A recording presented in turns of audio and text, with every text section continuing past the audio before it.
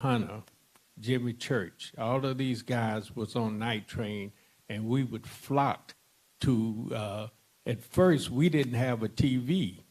So we would go to a neighbor's house and we'd all sit around the TV and watch Night Train, and it came on so late that it would only be the teenagers, the bigger kids, that could go and watch Night Train. And we had a lot of fun watching the only black TV show, variety show that came on TV. And I didn't get a chance. I met Noble twice in my life. I wasn't a musician or an artist, so I didn't get a chance to be a part of that set except for with my friend Herbert Hunter. But I met Noble at Miss Elther's house. And that's Noble's sister, and that's Leah Rose sitting there, the daughter. And I was friends to all of those Utleys, Leah Rose, Jean, Gail, all of the Utleys. And I did have a chance to be in that setting of Noble Blackwell. But we all knew him. And one night, I took Ted Jarrett down to the TV station. That was the only other time that I got a chance to meet him. But since I wasn't an artist or a musician, I wasn't that much on that set. But now I've got the Jefferson Street Sound Museum over here on Jefferson, and I represent all of these artists and musicians. I represent the legacy of all of these great artists and musicians that played on Night Train. And we had some others, like Miss Marion James was sassy. That was a sassy lady. So I was around some of the musicians and artists by way of her. And Marion James, she looked out for all of the artists. And I'm sure Jimmy and Frank can vouch for that. So, but Jefferson Street was the place to be. And not only Jefferson Street, I named Charlotte as part of the district. And over where the Macios was a part of the district also. So I tell stories about these guys in the museum, as well as many of them that has passed on that left a legacy on Jefferson Street. All right. Now, this was a great, this was actually a great pivot because we want to go ahead and talk about WVOL. And sitting next to Lorenzo is my cousin Carlos. So we're going to talk a little bit about WVOL. My father started in radio while he was still in high school in 1952, and he started as a part-time DJ at WVOL. There was something about his voice that Cal Young, at the time, was the owner of WVOL, and he just realized the talent that my father had. So he started as a part-time DJ. Once Mr. Roosevelt bought the station, and he owned 5 other stations. So my father worked in Tampa, he worked in Miami as a DJ. Then he came back to WVOL. But his tenure at WVOL lasted 20 years. So he started as a part-time DJ and worked his way up to full-time. Then he went into as an account exec and then the assistant account exec. And then in 1968, during the tumultuous times, during the race riots, after Martin Luther King was murdered, they wanted to burn down the station, and they were looking for a man. They were looking for a man that could calm down that angry mob that wanted to burn the station down. And the manager at the time went to my mother's house, or went to our house, and had a conversation with my mother. But this is what's interesting. Before that happened, In 1966, when Night Train ended, and Noble was the assistant sales manager, he left WVOL because they would not promote him to the sales manager position. They brought someone in from the outside. They brought in a white man. They wanted him to train him and teach him, but they wouldn't give him the title.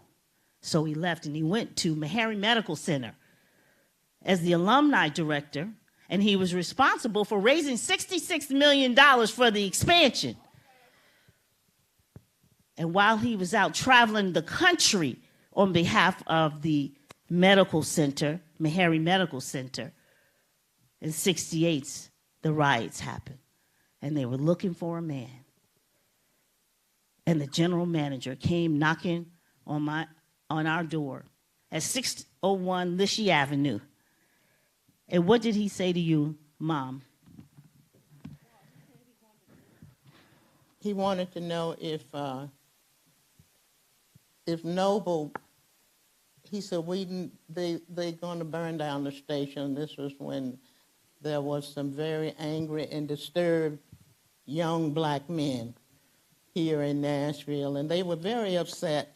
So what they did, they closed down the station, and they put that line across there and said no dared anybody to cross it. Young man at that time, there were many of them at the station. If I named one of them, you all would know who they were at the station at that time. One of them was Reverend Morgan Babs was there.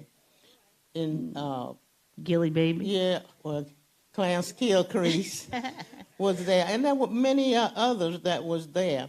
But they did not allow anybody to cross that picket line. So Mr. Salmon came to the house, and he asked me, he said, where's Noble? I said, well, Noble is at Meharry. I said, and he's traveling. He said, I know, I spoke to him on the phone. He said, when will he be back? And I said, well, I don't really know. I said, he usually come home on weekends. So he said, have you heard what's going on at WVOL? And I said, yes, I have. He said, well, they want me to bring Noble. Will he be home on the weekend? I said, yes, he will be home. I said, I'll tell him you were here, and he'll reach out to you. And he did. And they wanted him to come back to the WBOL radio station. I had many people tell him don't go back. They didn't treat him right. Don't do this. Don't do that. And I said, well, you'll call. He said, yes, but that's not their radio station. That's our radio station. That's where we get our music. That's where we get our entertainment. That's where we know what's going on in our community. So he said, I'll go and talk to him and see. I said, no. I said, they said nobody can cross that picket line. He said, well, I'll go and see. He went out there, and I think Jared or Reggie, one of the Utley boys, went with him, because I said, well, you take somebody with you. Don't you just go out there by yourself. He went out there. He went across that picket line. They parted.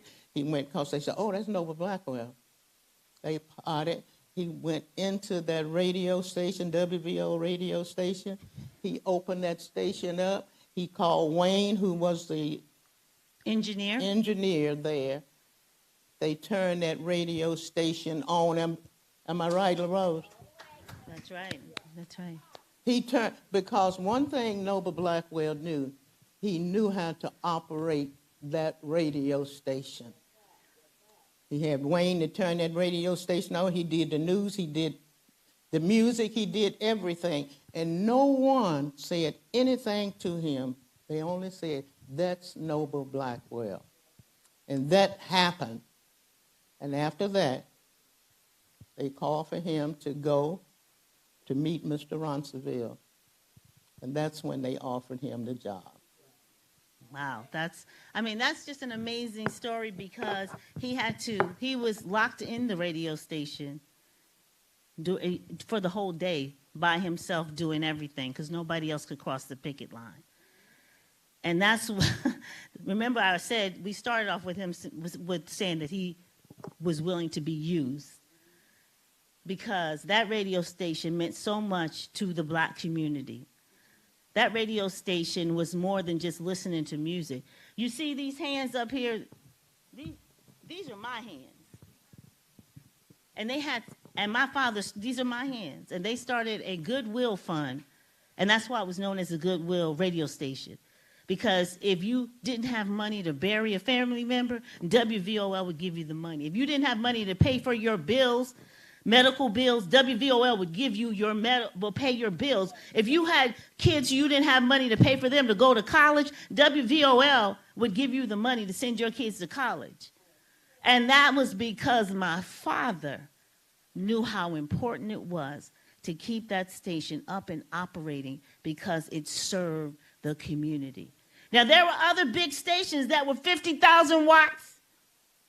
WVOL was a part-time, only broadcast during the day, went off air at 6 o'clock. Mm-hmm.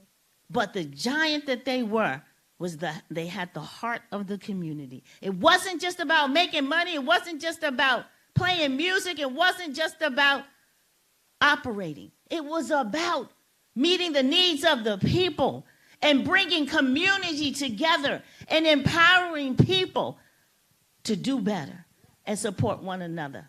And that's the constant theme through who Noble Blackwell was. And so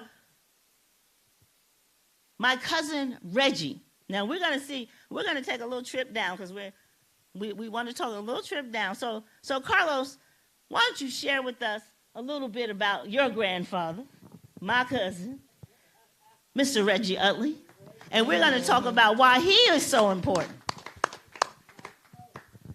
Thank you for having me on this panel. It's amazing to be on the stage with some great people. Y'all are some giants in the community, so I appreciate what y'all done and the things y'all have done to pave the way. Yeah, my grandfather, he was something else for sure. He definitely was. In the night snow, he had this like voice that was just like intriguing. I don't know, like Barry White, like it just, it captured you. You'd be like, okay. So when I would, talk to him and see him, I would always admire. And he would tell me, he told me this one tidbit.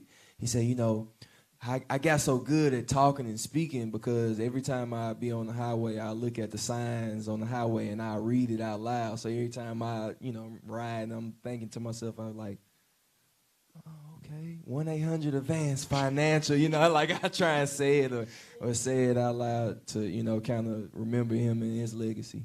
But what he done for, WVOL and just, with Uncle Noble Blackwell, I think, their legacy is, pouring into, me and his children, today, just, with some of the work that I do.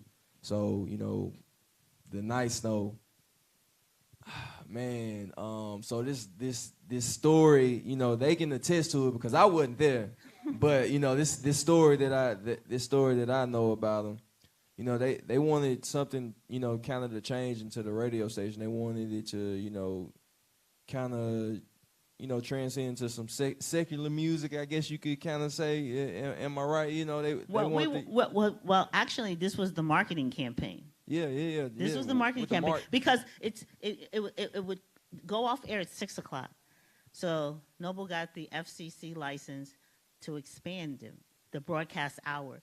And that's when your grandfather came in. So they had to think of this great marketing campaign. And so when they decided what his DJ personality name would be, Night Snow. Now, Reggie was 6 feet tall, brown skin, good looking. Oh my God, my cousin was a good looking guy. And they did this marketing campaign, Carlos. Yeah. And they said, in July, it's gonna snow. It was going to snow. We're going to make it snow at WVOL. And I was a little girl. And I wasn't allowed outside. I have some cousins who were here with me. And we watching out the window. And we see people with coats on, with gloves and hats on, because they think it's really going to snow. That's how powerful radio was. They came and they're waiting to see 6 feet of snow in Nashville. They had broadcasted it. Surely it was going to happen. Now, I want the audience to help us to remember the story. How did you hear what did you hear was Reggie's entrance that night? What did you hear? I done heard from he pulled up in a helicopter till he fell out of the sky. But what they say is he pulled up in a black limousine in a white suit and a black top hat. That's right.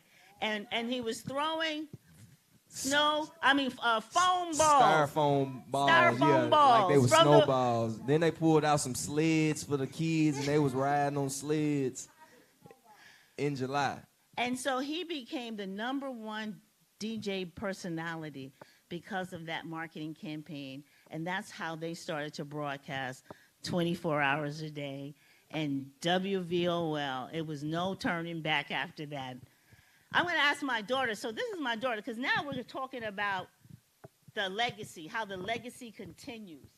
And we're going to go back, and I want my daughter, Diamond, who has been, if I've been leading as far as my siblings, then my daughter's been really engaged in this project on behalf of the grandchildren. So, Diamond, I want you to talk a little bit about this, how the legacy continues and what we're doing with this docuseries, with this project. Absolutely. Thanks, Mom.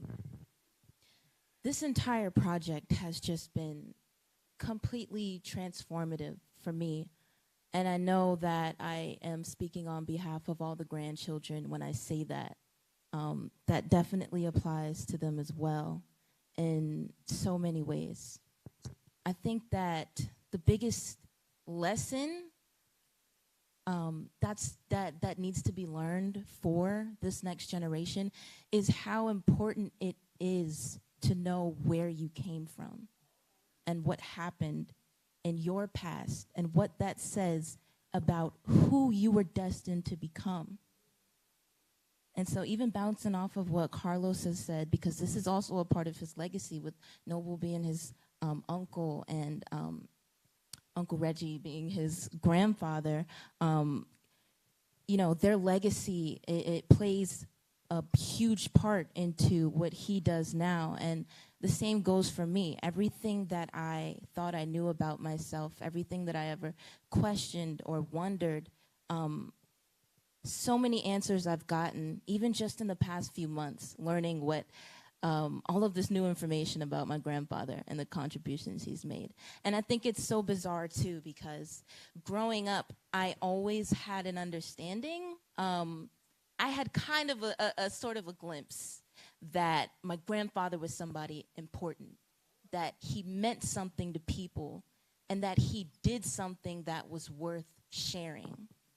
But when you're little, when you're little, you only get pieces of the puzzle, and some of those pieces are a little blurry. Some of those pieces don't have the right context because your mind hasn't completely developed. And so I think that the most important part to me that I'm playing now is one, all of what we're doing in terms of telling Granddad's story. It's giving me a sense of my own identity and affirming who I'm supposed to become in my life. I look at the what my mother and my grandmother call gifts and talents that God has given me. And I see where the seed was planted in that, and that it came from my grandfather. But more importantly, this really goes beyond me. The important thing and the people who I think of are Josh, little Josh, and Gracie, and CJ. These are my little cousins and my younger family members who are still at that age where things are a little blurry and, there's not a whole lot of context and there's a little bit of confusion. But in us doing the work now to make sure that we have the truth available and accessible, we know and we're ensuring that we can pass that on to this next generation. The legacy and continues. That's what legacy is about. That's right. That's right. And so, we had started to mention we had started to mention about Dick Griffey and and Soul Train. We were going to talk about that, but really, because the time is short, what I want to talk about as we're closing out with the legacy continues. So what a lot of people don't know is when we left Nashville in 1972, my father went to Philadelphia as the director of broadcasting for CBS. And then he went on and he climbed the CBS corporate ladder. And he became the highest ranking, and I think we started our conversation, the highest ranking executive, black executive at CBS. And it's important to tell this story because in his role, he developed the minority business program to recruit minorities. And so CBS was the leader in recruiting minorities to the television station. Oprah's friend, Gayle King, right now works at CBS. And it was because CBS has a minority program. The legacy continued with WNJR radio station.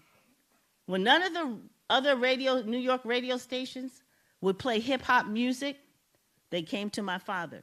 This is interesting because Mrs. Robinson, Sylvia Robinson, knew my father from Nashville, from Night Train, because she was a recording artist. So in New Jersey, she comes to my father and she says, I have this group, Sugar Hill Gang. Nobody would give them an opportunity. Nobody would play their music. Noble, will you play their music? And he brought the record home because he had teenage daughters, and we went crazy. Now, we knew about rap, but this was the first time that rap was commercialized, played on radio, and it was because of Noble Blackwell. That's how the legacy continues. Urban Contemporary Gospel, we were just talking about Reggie. It was a Christian gospel television show before its time. And we were being picked up by JME for syndication. And Reggie was our host. There's a picture of Reggie as the host, and there's also one of the shows right over there on that table. Urban Contemporary Gospel, UCG. And what did Reggie do with UCG? He went on to produce it as a radio program up until the day he died. That was the legacy continuing. WLSP Radio. We started off by saying that he was the son of Nashville. That means country music was in him. When he bought a radio station, a dual radio station in Clarksdale, Pennsylvania, which was a mining town, WCDL, AM and FM, he converted the FM station into WLSP, Hit Kicking Country. And he used to have country groups from Nashville travel all the way up to Carbondale, Pennsylvania to broadcast country music because he was the first black to have a non-traditional format radio station. That's legacy. He was a visionary. He was a broadcast pioneer. He was willing to be used. When nobody knew where to go, they would call Noble Blackwell. Whether it was because of the race riots and they needed him at WVOL to turn that station around, or it was broadcasting and creating country music, hit kicking country up in Carbondale, Pennsylvania. Because let me tell you something. Back in 1980, that country music wasn't that popular in that part of Northeast Pennsylvania. But he saw that there was a market for that. So when you talk about legacy, we're talking about a man whose lives mattered. And I started off this program by saying, why now? Well, I'm going to tell you why. When Miss Blackman wrote her book, Night Train in Nashville, well, let me start with this. When the Country Music Hall did their exhibit, Night Train in Nashville, and my father's face was in different places, my family called on the phone and they said, it's almost like Noble has come back to life. He's everywhere. And we didn't know anything about it. We said, what? And this was 2004.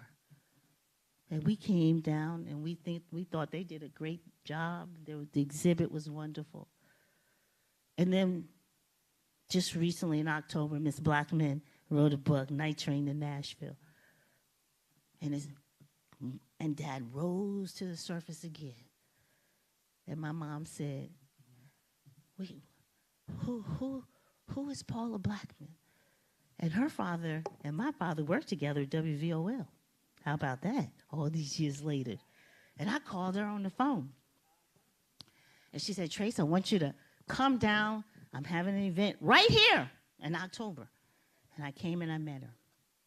And she's been so gracious to introduce me to her network. But then I'm going to tell you what really hit me. When Jimmy Church was saying, I don't know too much about that book because their story is different from Noble Blackwell's story. Their story is about music from 1945 on up. It's not about Night Train, the original show. So there was some confusion. And he said, I want to talk about Noble Blackwell's Night Train. And it clicked for me. And that's what he said. And I said, you know what? We're going to come back and we're going to talk about Noble Blackwell's Night Train. But this was the real thing that pierced my heart. Oprah Winfrey's Network. She did a docu-series about Essence Magazine. And I may get a little teary-eyed. She did a documentary about Essence Magazine. And there was an episode. My sister's telling me to breathe. Because she can hear it coming on. There was an episode, and in the episode, they're talking. And all of a sudden, a video comes up, and it was my father. No, it was just him. And he was looking in the camera. And he looked at me from the past. He looked at me, and he said, how long are you going to let them how long are you not going to tell my story? They didn't, listen, he was being used. They didn't say his name, who he was.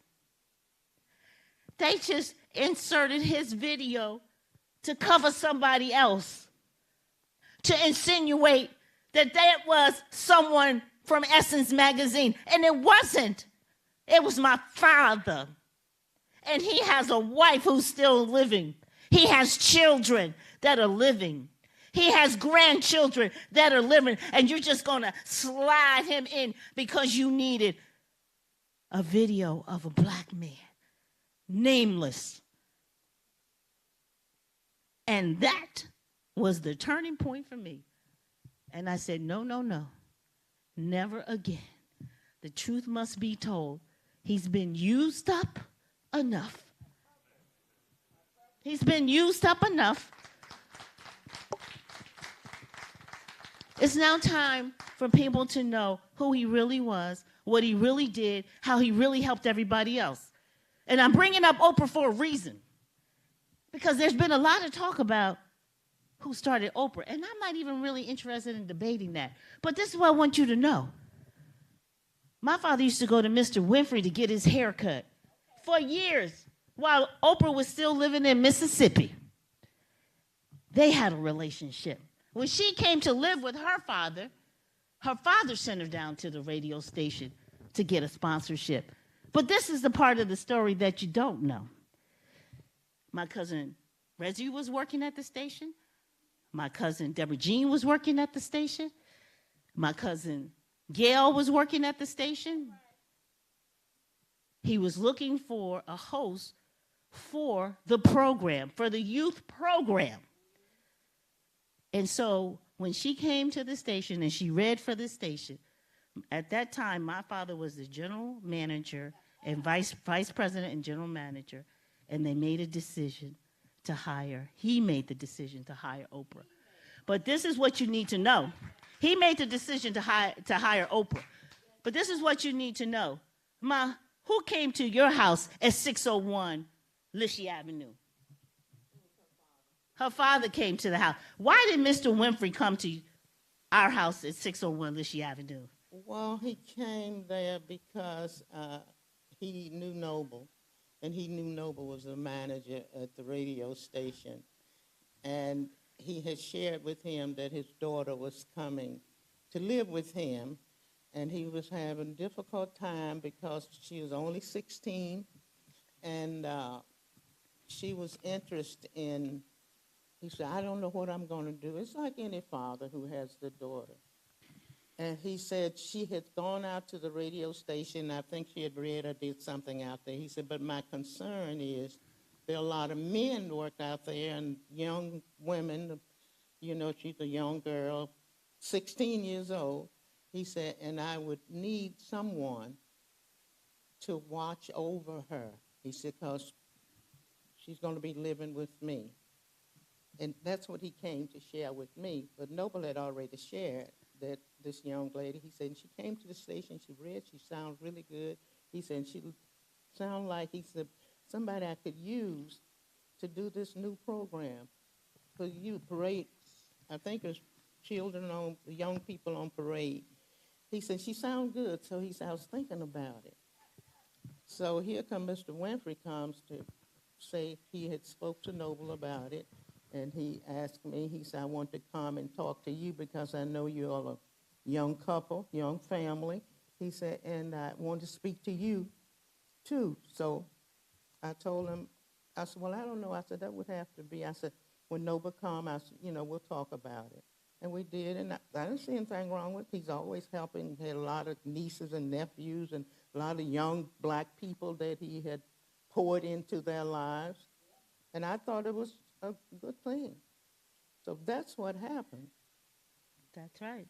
And so it's really about the fact that Noble was, because he started in high school, he was always looking to give other high school students an opportunity. It was important to him. He knew how important it was, and the relationship and the fact that Mr. Winfrey, so when my father died, he came to my mother, he came to the funeral, and he said, you know, I know what Noble did for my daughter, and I want to thank you. And your husband was a great man, and he was my friend. I just happened to be standing there with her when he said that. But as we get ready to close, because I really want to make sure that we have enough time for you to come up and look at all this memorabilia. We brought all of this down from our legacy set. I converted our. Oh, yeah, we're going to have a Q&A. She's saying Q&A. I want to leave time for a Q&A. But we converted our den into the legacy set. So our entire den now has pictures all over. We made our own museum. He may not be in the Country Western Museum. He may not be in this museum. He may not be in the Radio and Television Museum in New York City. He may not be in any of the African American museums yet. If I can just add on to that as Yes. well, I'm sorry, Mom, but that is such an important piece of why all of the grandchildren know as much as we do about this man. Every house that I have ever lived in, everywhere that we have ever gone, all of this stuff has came with us to each location every single time. All of the boxes, all of the hauling, all of the moving, all of the energy. But it's all worth it because we're bringing him with us everywhere we go. That's and right. that is why his grandchildren know who he is. Excuse me, Tracy, but I must say that he is represented in the Jefferson Street Yes, Sound he is. Museum. There you go. That's right. And, Mom, I'm going to let you have the final word, and then I'm going to read this, and then we'll open it up for Q&A. Oh, that's all right. Go on. I was just going to say that when we were down at the museum, That's Jefferson Museum, Street. That's right. that Noble Blackwell was represented there, and I do thank you and appreciate you doing it. And we appreciate that. And I also want to give you an opportunity because there is a Lorenzo Washington Day Gala that's coming up. And so I want you to share with this audience why you decide to give my father this award. Well, because Noble was an icon in this city, and he also had all of these great artists and musicians on his show, like Frank Howard and Jimmy Church and Marion James and Clifford Curry and Jackie Shane and all of these great artists and musicians that I represent at the museum, the Jefferson Street Sound Museum. If you hadn't been, please come, and you need to see what I'm doing over there. But Noble, like I say, was an icon, and we are representing him as the trailblazer, for this coming up April 3rd. And if you hadn't gotten your tickets yet, you should get your tickets and come to this event because it's going to be grand. That's right. That's right. And you know, I have to say that Lorenzo's fiance, Karen Coffey, has been just tremendous. She has, and listen, look at my sisters are clapping for you, Karen. We have fast become great friends. She's been so encouraging and so supportive, and I appreciate you and Lorenzo and what you're doing to help this family to restore his legacy. Go ahead, Mr. Jimmy Church. What people might not know, I know everybody know about Soul Train, right? Mm. Soul Train. When you look at Soul Train, what does Don Cornelius say? It's like, no, be good to your neighbor. Hey, you do this. He does the same thing. Train. The train. Well, what happened on that was, right? But Dick Griffey lived here, and when he found out Night Train was losing, he went to Don Cornelius and said, man, they got a show there in Nashville. They're going to drop, let's get this thing, Soul Train.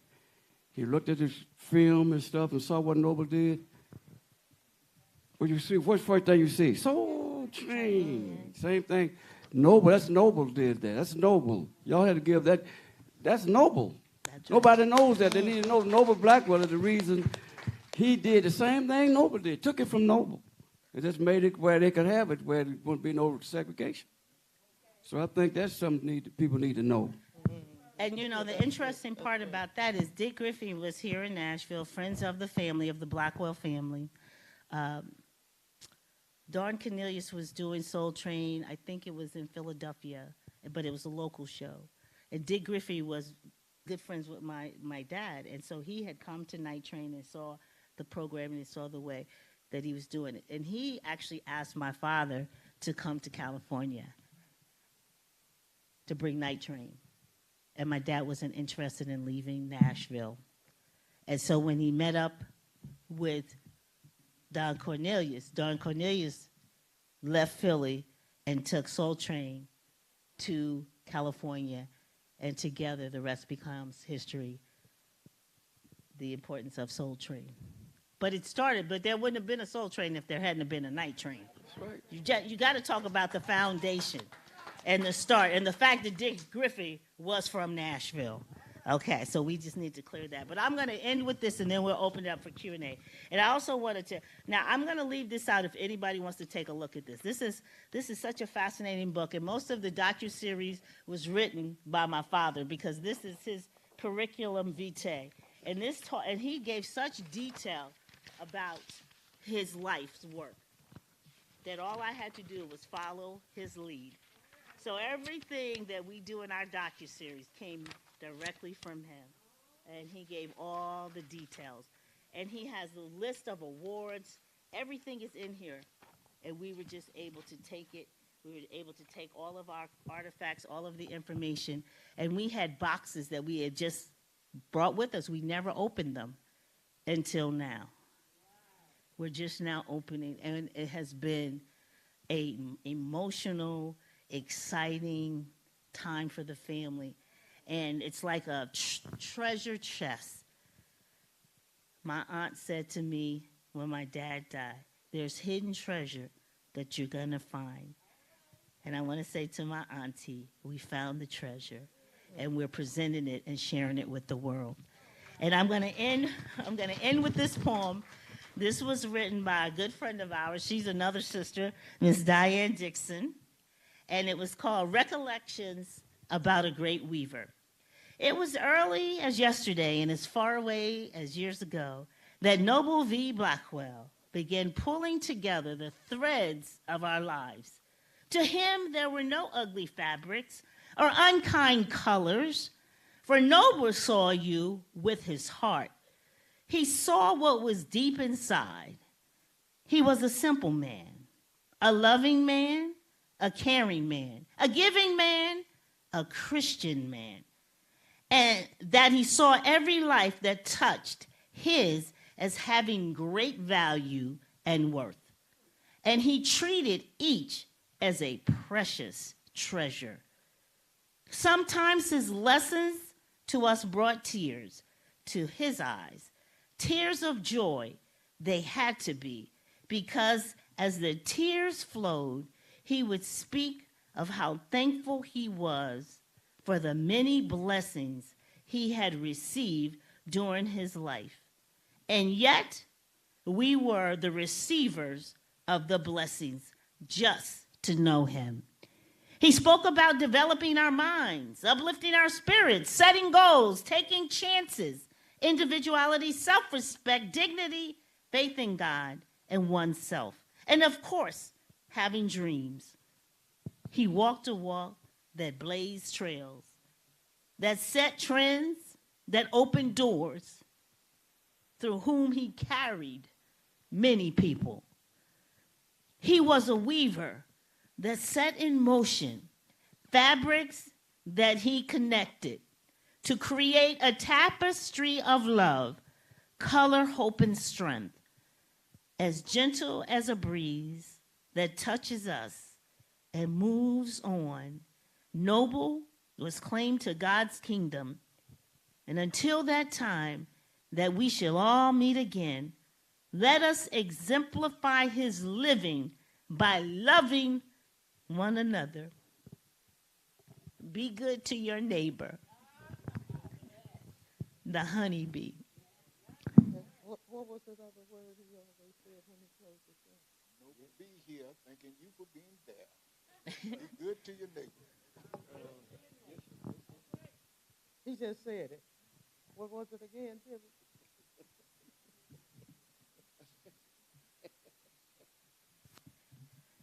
Say this all the time. Yes, yes, yes, yes, yes.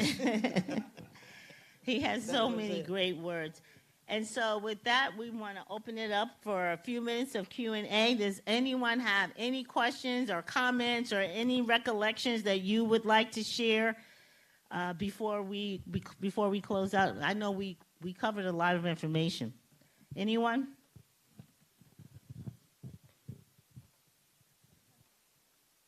No? Okay, so I guess we can.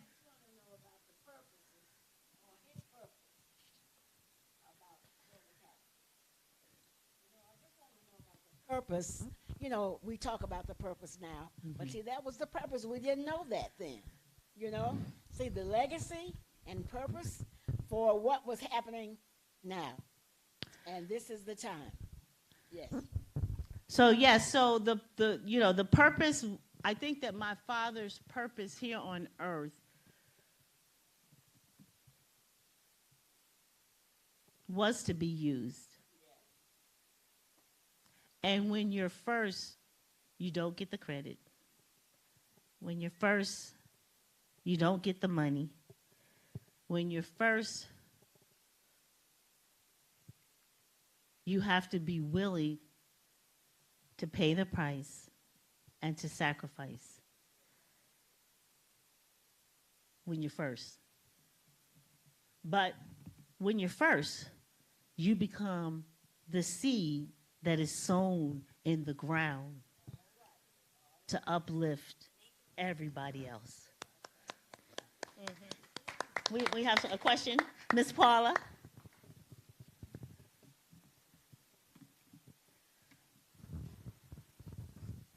I don't have a question really as much as a comment. You did a phenomenal job. And so thank you for coming. And I want to say that, I don't think your dad ever really went away. He just came back. Michael Gray's exhibit and my book brought him back because he came when he was needed. That's right. And if you look at what's going on in the state legislature and what, the Justins are dealing with, he came back when we needed him. So it's like, we all need a hero. And he came here to remind us what a hero looks like. So thank you, Tracy. That's beautiful. That is beautiful. And, that is the spirit. What Paula just shared is the spirit of who Noble Blackwell was. Reconciliation, bringing the races together, because we really do need one another. When I was 2 years old, my father put a mic in my hand, and he said, talk. And I've been talking ever since. So my anointing comes when I put a mic in my hand, and then God speaks through me. So I just wanted to let you know that this won't be the last time you'll hear my voice. I got a lot more to say and the confidence to go and say it. All right? Anybody else? Any other questions real quick or comments? Michael Gray, you want to say something? I know Michael Gray wants to say something. Yeah, I'm going to put Mr. Michael Gray on the spot. I just want to say thank you for doing this. I'm learning a lot today, and that's what it's all about. I mainly know your father's work through WVOL and Night Train. Didn't really know a lot about his career after he left Nashville, but through our conversations and through what I learned from you and your family and the panelists today, I'm learning a lot, and I really appreciate it. And as Paula said, you did a great job. Thank you. Well, I really appreciate everyone really coming out to show the support.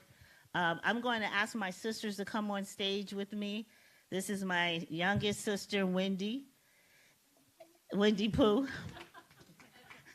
That was her nickname. Still to this day. She got grandkids, but she's still with. And this is my sister, Shonda. And I'm going to give them an opportunity to say something. These are my best friends, and you don't often be able to say that, but we are so connected. We're standing in order. They always want to make sure that everybody knows I'm the oldest. I'm the shortest, I'm the smallest, but I'm the oldest. And so I want to give them an opportunity to say something. It's been a journey. Dad's been gone a long time, and coming back, reopening, and seeing and researching and doing and learning and seeing all that he has done again. I was really young when a lot of this transpired, so I'm hearing a lot of it for the first time, and it just takes you back and go, whoa, I didn't know Daddy did that. You mean Reggie really jumped out of an airplane? Oh my gosh. So it has been an incredible journey, and I appreciate Tracy and Mom and everyone on the panel for participating and allowing the legacy to continue. So thank you. I'm not going to get emotional. I'm just making that known right now. I am the youngest.